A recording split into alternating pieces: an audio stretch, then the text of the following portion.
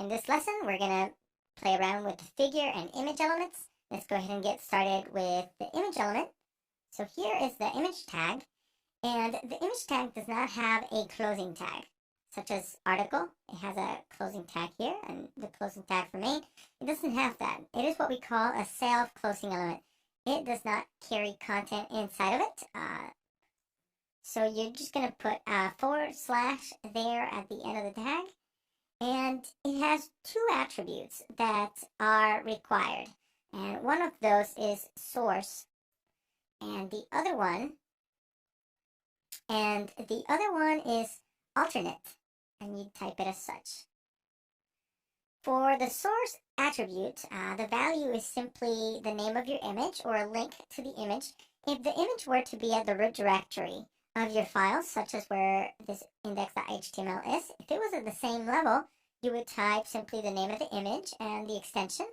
If the image is inside of a folder that is at the root directory of your project, then you would type the folder name, / and then the image name. Now, I cannot upload an image here onto Scrimba, but I can link to an external image somewhere else on the internet. So I'm just going to grab a URL and paste it right here. I'm going to hit save. There we go. Now we can see the image. Feel free to play around with this. Grab an image from the internet and try to embed it right there in the source. This alternate attribute, the value that you place here, now for the alt attribute,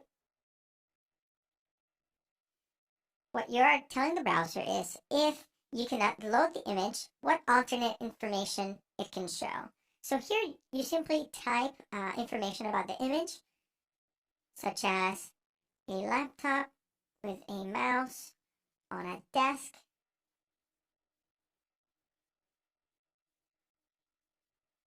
and a pair of glasses. Now, this can be especially helpful for people that are visiting your site but are visually impaired, and they may be using screen readers to view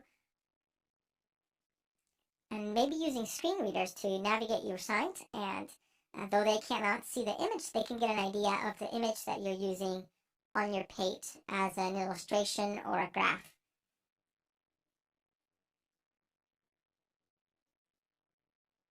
So these are the two required attributes of the image tag. Now let's go ahead and move on to the figure tag. So this one does have an opening and a closing tag, so I'm going to go ahead and put them in. I'm going to indent image right here. Perfect. Now the figure element has an element. Now the figure element has a child element that is to be used together with it, and that is called fig caption. That also has an opening and closing tag. And in here, I'm gonna write a caption to the image just to give it a little description. It could be an.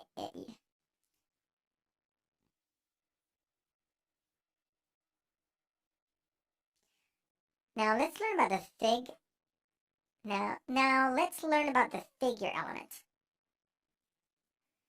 The figure element specifies self-contained content, not just images. It could be an illustration, it could be code, photos, diagrams, etc.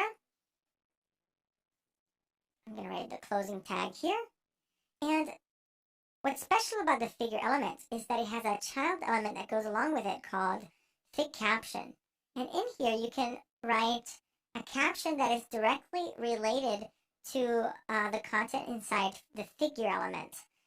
This could be at the top of the figure element or at the bottom as I am placing it here. And here I'm going to describe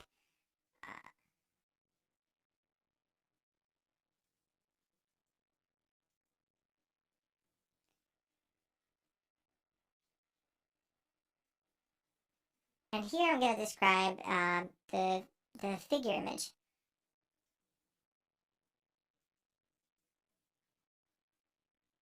I'm going to hit save.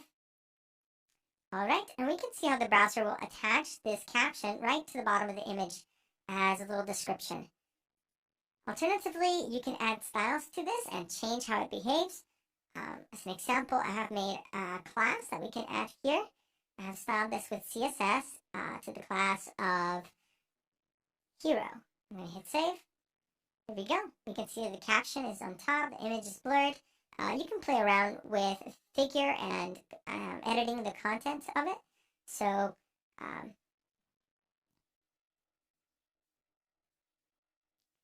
as you can see, CSS completely modified the way the caption looks and the image itself looks. It's now blurred. So don't feel limited by fig caption. It is another tool that we can use to style our content more effectively.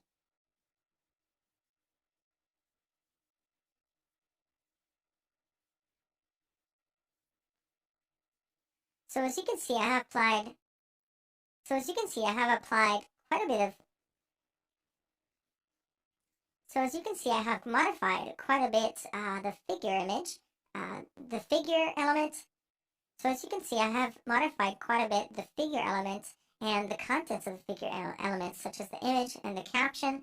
So don't feel like it's going to limit you. It is simply more semantic to use it when you need it, and you are completely free to make it look how you need it to. And you are completely free to make it look just how you need it.